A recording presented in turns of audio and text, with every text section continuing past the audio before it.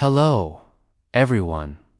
Today's episode is all about Abraham Lincoln, the 16th President of the United States.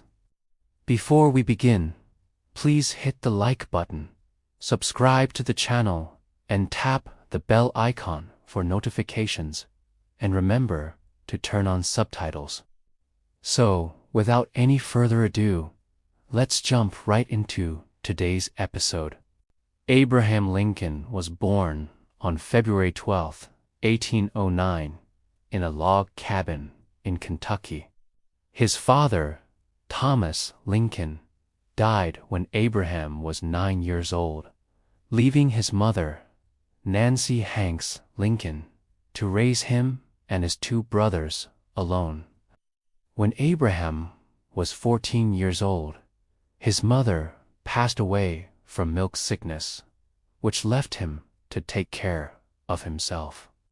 In order to survive, he worked odd jobs such as chopping wood and working on farms. He became a storekeeper and then moved to New Salem, Illinois, where he got involved in politics. In 1834, he won an election to become a member of the Illinois State Legislature, a position he held until 1842. During this time, he married Mary Todd, and they had 4 sons together. In 1846, he joined the militia and served in the war with Mexico. In 1847, he was elected to represent Illinois in the U.S. House of Representatives, but chose not to seek re-election in 1849. After leaving Congress, he returned to Illinois and worked as a prairie lawyer. In 1854, he helped found the Republican Party and quickly emerged as one of its leaders. This was because of his stance on slavery. For example, he argued against the Kansas-Nebraska Act, which allowed for popular sovereignty to determine whether or not slavery would be legal in new territories. Also, in 1856, he ran for president as the Republican nominee, but lost to Democrat James Buchanan. During this time, the issue of slavery became even more prevalent due to the Dred Scott v. Sanford case. This was a landmark decision in which the Supreme Court ruled that people of African descent, whether enslaved or free, could not be citizens of the United States, and that Congress did not have the authority to prohibit slavery in the territories. Lincoln opposed the decision and used it to attack the Democratic Party during the 1860 presidential election. He campaigned on a platform of preventing the expansion of slavery and preserving the Union, and this appealed to many voters in the North who were concerned about the growing power of the Confederacy. As a result, he won the election and became the first Republican president of the United States. However, before he took office, 7 Southern states seceded from the Union and formed the Confederate States of America. This meant that when Lincoln was inaugurated on March 4, 1861, he was taking over a country that was divided. Many people believed that the secession crisis was a temporary problem that would soon be resolved.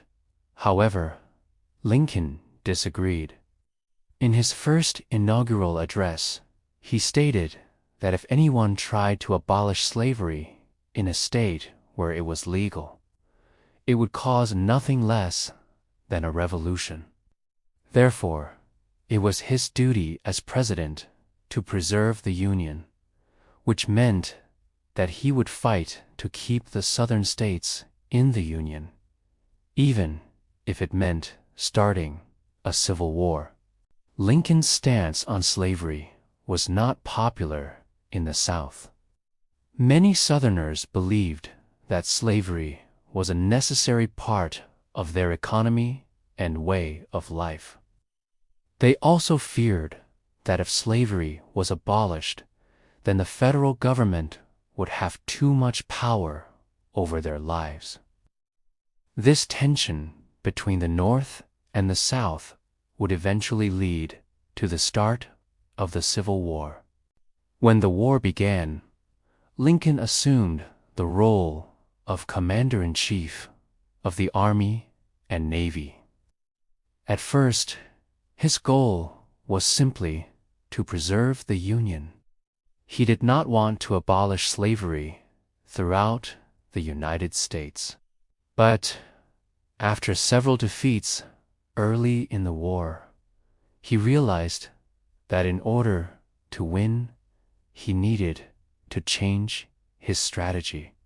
One of the main reasons why the Union lost so many battles early in the war was because of the lack of supplies for soldiers. There was no systematic way to provide food, ammunition, or clothing for soldiers. After winning the Battle of Antietam in September 1862, Lincoln used the momentum from the victory to announce his preliminary plan for the emancipation of enslaved people. He declared that all enslaved people in areas under Confederate control were to be freed, except for those in border states loyal to the Union. Over time, Lincoln came to believe that ending slavery was morally right and necessary to preserving the Union. In July 1863, he delivered the Gettysburg Address, in which he stated that the nation was being tested to see whether it could long endure. Divided on slavery, he asserted that the Union was formed by those who sought liberty and that the task of the living was to finish the work they had begun. In this way, the war took on a new meaning for the soldiers who fight for the Union. They were no longer just fighting to preserve the Union, but to end slavery in the United States. As the war continued, Lincoln's attitude towards Native Americans also changed. In 1863, he issued the Great Pacific Charter, which outlined his vision for the future of Native Americans. He stated that the goal of the United States was not to destroy the tribes, but to make them better. He called for the establishment of schools to educate Native American children and for the protection of their religious rights. However, these policies were not always followed, and Native Americans continued to be forced off their land and onto reservations. But back to the Civil War. By 1864, the Union was beginning to win more battles, and Lincoln was able to promote his close friend, General Ulysses S. Grant, to the rank of general.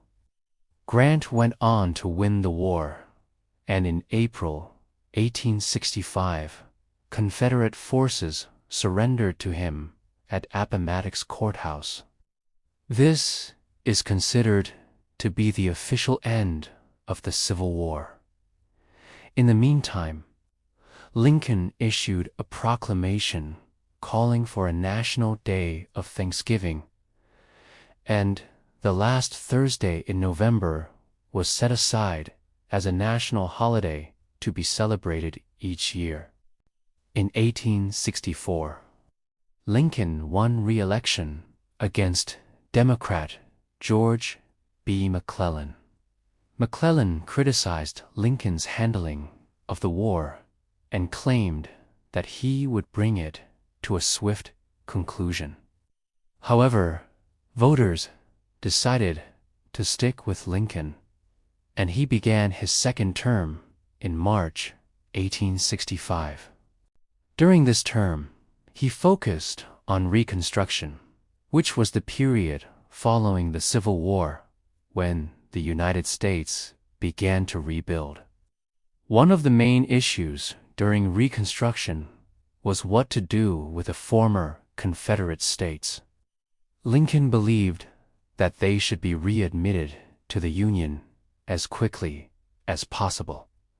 However, many in Congress disagreed. They wanted to punish the South for seceding and wanted to ensure that voting rights were protected for black men. Unfortunately, Lincoln did not live to see the end of Reconstruction. On April 14, 1865, he attended a play at Ford's Theater with his wife and some friends.